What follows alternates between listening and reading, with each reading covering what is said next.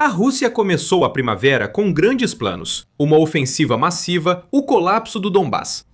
O Kremlin dizia que a Ucrânia logo cairia diante do poder da Rússia ao início da primavera. Mas, como muito do que sai da boca dos asseclas de Putin, a mensagem estava, digamos, um pouco equivocada. A ofensiva russa na primavera fracassou e o último ano revelou algo assustador para Putin. A Ucrânia fez algo devastador com 100 mil soldados russos.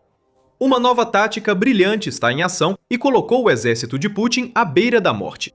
Até mesmo os russos conseguem ver o fim se aproximando, mas a cabeça de Putin está tão enterrada na areia que ele não percebe o que o campo de batalha está lhe dizendo. A Rússia está perdendo, todo o ímpeto está com a Ucrânia. E se houver alguma dúvida sobre esse fato claro, só precisamos olhar para os números reais que surgiram da campanha de primavera da Rússia. Uma ofensiva massiva, planejada para facilitar a queda do Donbás até o outono, acabou servindo como um lembrete brutal à Rússia de que a Ucrânia só parece se fortalecer. E os números vêm do carismático e notório líder das forças de sistemas não tripulados da Ucrânia, Robert Brovdi. Hoje, 4 de junho de 2026, 358 dias após a criação do grupo SBS em 11 de junho de 2025. Os pássaros ultrapassaram a marca de 100 mil carcaças de biomassa inimiga com baixas irrecuperáveis e sanitárias confirmadas, rugiu Brovdi em uma postagem no Telegram. Os vermes russos, como Brovdi os chama, sofreram uma primavera que ficará na memória por anos.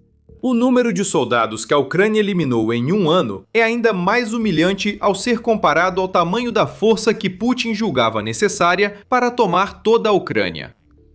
Lá em fevereiro de 2022, quando a Rússia lançou a invasão em grande escala, Putin dedicou 180 mil soldados à causa. Esses soldados atacaram em 4 eixos: Kiev, a região de Donbás, a região sul de Távria e a região de Siversk-Slobozhanyj. A ideia era simples: provocar uma tempestade de fogo para fazer a Ucrânia colapsar em 3 dias. Mas a Ucrânia sobreviveu e já eliminou soldados russos suficientes para superar metade da força que Putin considerava suficiente para derrotá-la.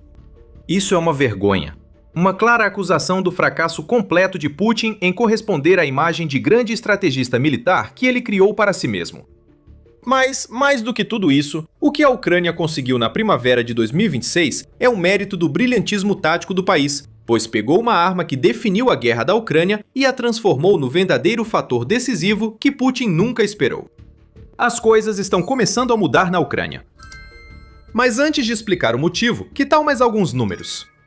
A reviravolta na sorte da Ucrânia pode ser diretamente atribuída à formação das Forças de Sistemas Não Tripulados, ou USF, do exército ucraniano em 11 de junho de 2025. A Ucrânia já fazia uso intenso de drones muito antes da criação dessa força, é claro, mas com a USF vieram a sistematização, o controle e a colaboração. A formalização de uma estratégia de drones que começou a causar estragos na Rússia na segunda metade de 2025 e evoluiu para um verdadeiro divisor de águas na guerra da Ucrânia à medida que nos aproximamos do meio de 2026. Os mais de 100 mil soldados russos mortos ou feridos por esses drones são só o começo. Desde a sua formação, a USF realizou 350 mil ataques verificados contra alvos russos como parte de 1.650.000 missões de combate em pouco menos de um ano. São 5 mil sortidas por dia e os números só pioram para a Rússia daqui para frente. A USF passou os últimos 12 meses destruindo 248 veículos de defesa aérea russos, 817 tanques de Putin e 1.379 veículos blindados, incluindo transportes de pessoal e veículos de combate de infantaria. Tem muito mais. Sob o impacto dos drones da Ucrânia, a Rússia perdeu 4.890 sistemas de artilharia, declara Brovdi. Isso é devastador para a Rússia na linha de frente. A artilharia deveria dar o apoio de fogo para o avanço da infantaria. A artilharia russa está sendo destruída e soldados russos estão morrendo aos montes por causa disso. E continua assim: 342 sistemas de artilharia autopropulsada, 13 aeronaves e helicópteros, 281 sistemas de lançamento múltiplo de foguetes, impressionantes, 26.430 veículos logísticos, e ainda mais drones de reconhecimento e ataque. Todos sucumbiram ao poder das forças de sistemas não tripulados da Ucrânia, pois a inovadora estratégia ucraniana de guerra de drones impõe dura retaliação à Rússia pelas ações de Putin. Vamos falar das baixas. Lembre-se, os números são só das forças de sistemas não tripulados da Ucrânia. A Rússia teve centenas de milhares de baixas adicionais no último ano, considerando todas as defesas e unidades da Ucrânia. Em segundo lugar, desde a formação da unidade em 11 de junho de 2025, as forças de sistemas não tripulados da Ucrânia destruíram exatamente 100.082 tropas russas. Desses, 53.477 foram mortos e 46.605 ficaram feridos. A proporção de mortos para feridos da Rússia está completamente fora do normal.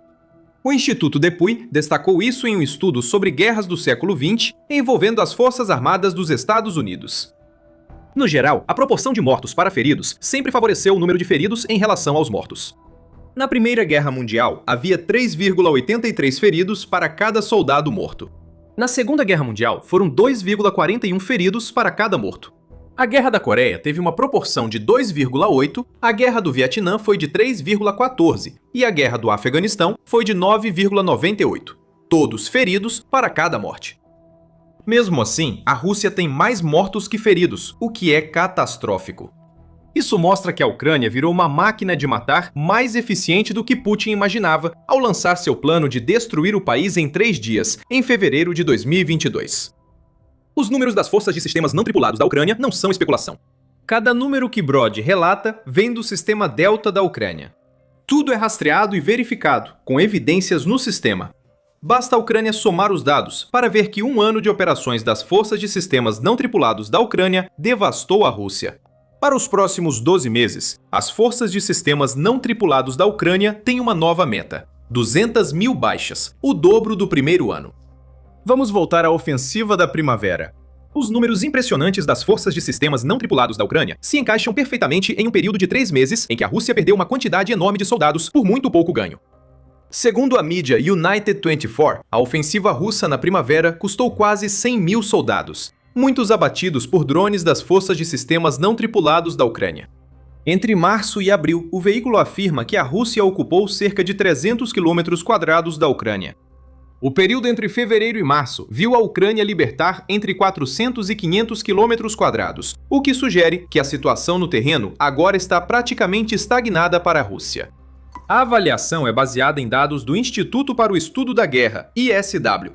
O instituto afirma que as forças ucranianas praticamente interromperam a ofensiva de primavera e verão, com abril e maio tendo perda líquida de território para a Rússia, desconsiderando as unidades de infiltração em zonas cinzentas sem controle de nenhum lado. Em abril, a Rússia teve uma perda líquida de 116,01 km², segundo o ISW. Maio foi ainda pior para a Rússia. Uma perda de cerca de 281,10 km² marcou o maior revés da Rússia desde a contraofensiva ucraniana no verão de 2023. Talvez impasse não seja o termo certo. A Rússia perde território para a Ucrânia.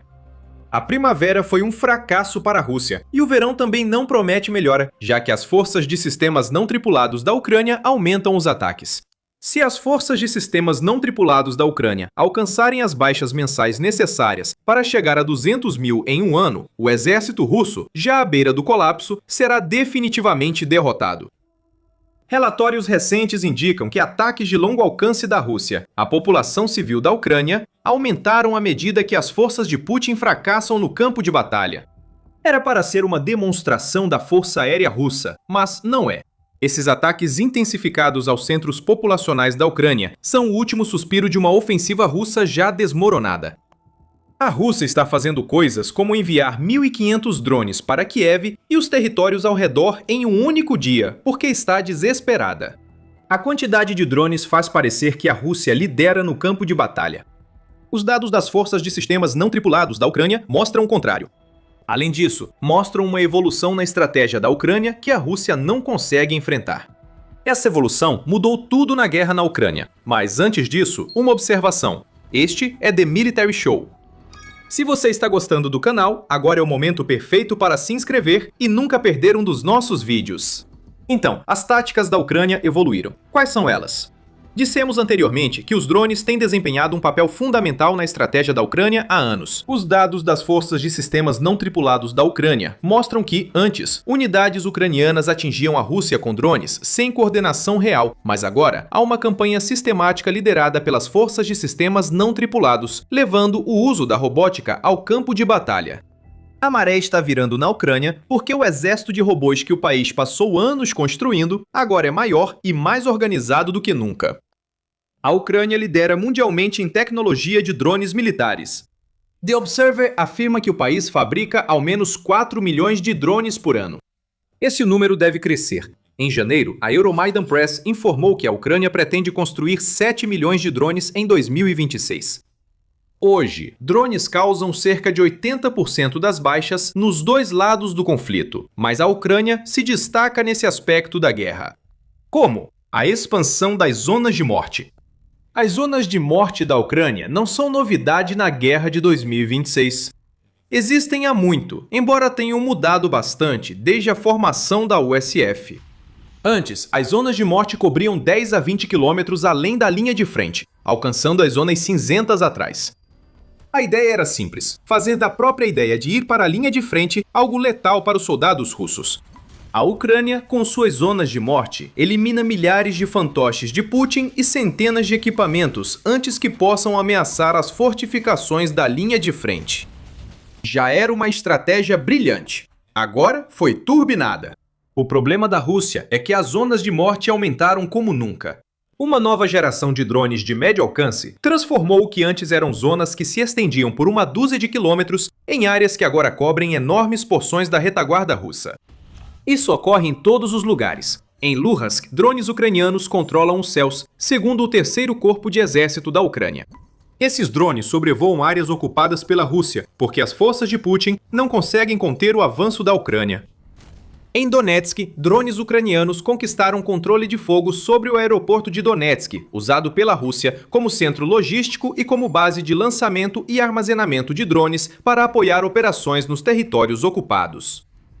A Ucrânia também usou drones para controlar grandes trechos da rodovia R-280, que liga a Rússia à Crimeia. As zonas de morte agora se estendem por cerca de 100 quilômetros. Essa evolução possibilitou os números relatados pela USF. O que acontece a seguir vai surpreender a Rússia. O motivo pelo qual a USF afirma que vai dobrar seus números durante o segundo ano de existência não é apenas por causa da estratégia de zona de morte em evolução da Ucrânia.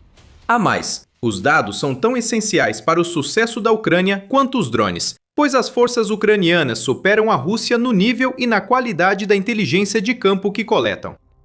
Relatório do Wall Street Journal de 4 de junho revelou uma arma secreta por trás do desastre causado pelos drones ucranianos à Rússia. O ciclo de ataque da Ucrânia foi acelerado enormemente porque agora a Ucrânia tem acesso a imagens de satélite em tempo real que podem ser enviadas diretamente para os celulares dos soldados. Essas imagens, combinadas com os milhares de drones de reconhecimento transmitindo imagens em tempo real das posições russas de volta para o sistema Delta, estão permitindo que a Ucrânia identifique e ataque alvos mais rapidamente do que em qualquer outro momento da guerra até agora. A evolução dos drones na Ucrânia reduziu em 90% o tempo de entrega da inteligência geoespacial às tropas, quase dobrando a velocidade de ação com drones. O exército ucraniano foi o primeiro a usar imagens de satélite comerciais não classificadas diretamente a um soldado para orientar decisões de batalha em tempo real, segundo analistas militares da empresa. Segundo o jornal, essa é a nova abordagem da Ucrânia para a coleta de inteligência. Os satélites comerciais que a Ucrânia está utilizando já foram usados no passado para atualizar o Google Maps e realizar operações benignas, como identificar pesca ilegal. A Ucrânia usa esses recursos para localizar alvos russos e, ao encontrá-los, a USF e outras unidades de drones da Ucrânia entram em ação.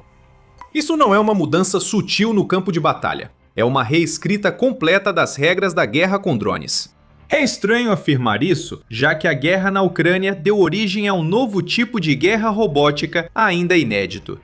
Isso também é típico da Ucrânia, cujas mentes militares nunca descansam. O país se adapta e aproveita cada avanço para prejudicar a Rússia. Estamos vendo zonas de morte se expandindo e dados de satélites comerciais fornecendo informações de inteligência aos soldados. A Ucrânia se mantém 2 passos à frente da Rússia, e os números que a USF e o exército ucraniano como um todo estão apresentando agora demonstram que a abordagem do país funciona. O que isso significa para Putin?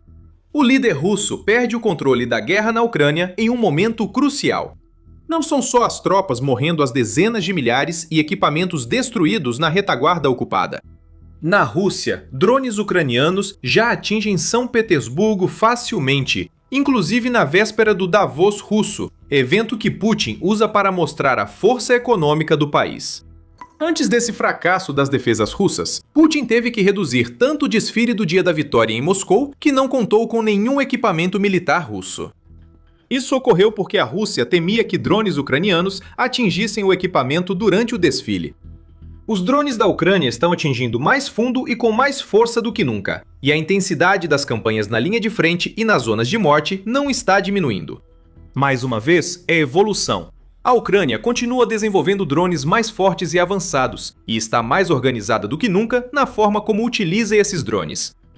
É isso que mais de 100 mil baixas russas e dezenas de milhares de unidades de equipamento pela USF em um ano realmente significam para a Rússia. Isso não é um clímax, é uma plataforma de lançamento para coisas muito piores que ainda estão por vir. O exército russo está à beira do colapso, e a Ucrânia se prepara para dar os golpes finais à campanha de Putin em 2026. E não somos só nós que dizemos isso. Por toda a Rússia, os aliados de Putin pedem que ele acabe com a guerra. Eles sabem o que Putin se recusa a aceitar. Acabou para a Rússia agora. Não importa para onde você olhe, é possível ver o descontentamento ganhando força. Segundo o Wall Street Journal, em 3 de junho, isso ocorre entre a elite russa. Por toda a Rússia, algumas das pessoas mais linha dura no topo da cadeia alimentar do país estão dizendo a Putin que é hora de parar. Entre eles está Oleg Saryov. Já foi muito estimado pelo Kremlin por ser ex-parlamentar ucraniano e apoiar o que Putin tenta fazer na Ucrânia desde 2014. Zaryov chegou a ser preparado para liderar o governo fantoche que Putin queria na Ucrânia. Agora, o traidor traiu seu mestre ao alertar seus seguidores no Telegram para não caírem na ilusão de uma vitória russa inevitável. Alexei Rudayev, chefe do Centro de Guerra de Drones da Rússia, afirma que o país não só caminha para um impasse, mas para uma derrota em grande escala devido à evolução constante da Ucrânia. A visão da cúpula é refletida pelos blogueiros militares russos, frequentemente os maiores evangelistas da guerra de Putin. Até mesmo eles estão começando a se voltar contra seu líder. Zaryov é apenas o começo. O advogado pró-Kremlin e blogueiro militar Ilya Remezlo anunciou publicamente que não apoia mais Putin, dando 5 razões para sua mudança de opinião e chegando até a afirmar que Putin é um presidente ilegítimo, que deveria ser julgado por crimes de guerra. Ratos costumam abandonar o navio que está afundando. É isso que estamos vendo na Rússia agora. Aqueles que enriqueceram com a invasão de Putin nos primeiros dias, agora estão se esforçando muito para deixar o mundo saber que não apoiam mais seu líder. Isso é autopreservação e, de certa forma, patético. Mas isso não muda a realidade que Putin enfrenta agora, que é o fato de que todos, exceto ele, percebem para onde o vento está soprando. Mesmo o povo russo, alvo intenso da propaganda do Kremlin, está dizendo a Putin que é hora de parar. De acordo com a TVP World, uma pesquisa realizada pelo Centro de Pesquisas Levada, uma organização não governamental russa, em fevereiro, mostrou que apenas 24% dos entrevistados querem que a guerra continue. 67% dos entrevistados afirmaram que era o momento de a Rússia buscar negociações de paz. Tudo isso aconteceu em fevereiro. O sentimento anti-guerra na Rússia cresce com mais drones atingindo o país e dados das forças de sistemas não tripulados da Ucrânia sendo divulgados. Putin não encerrará a guerra. Ele recusou os recentes apelos de Zelensky por negociações de paz, dizendo que não faz sentido e tentando mostrar que o presidente ucraniano não fala sério sobre querer paz. Isso é uma mentira. O que Putin quer dizer é que ele sabe que a Rússia não tem mais nenhuma carta na manga. O poder de barganha acabou. Qualquer paz que venha de negociações não vai trazer o que Putin queria, o que significa que toda a sua invasão vai entrar para a história como um desperdício catastrófico de vidas russas. Putin não quer esse legado, então força a luta a continuar, mesmo enquanto o estertor do exército russo ecoa pelo país. Putin não pode fugir de seu legado. Tudo o que ele pode esperar agora é morrer antes de entrar para os livros de história como o fracasso que ele sabe que é. Quando até os russos dizem que é hora de parar, Putin deveria perceber que acabou. Estamos vendo a maré virar em toda a Ucrânia, especialmente em Luhansk. A Ucrânia agora domina o espaço aéreo em área ocupada pela Rússia desde o início da guerra. Veja como a Ucrânia conquistou isso e o que significa para a Rússia em nosso vídeo. Se gostou do vídeo, inscreva-se no The Military Show e acompanhe o declínio do Império Russo que Putin não conseguiu construir. Obrigado por assistir.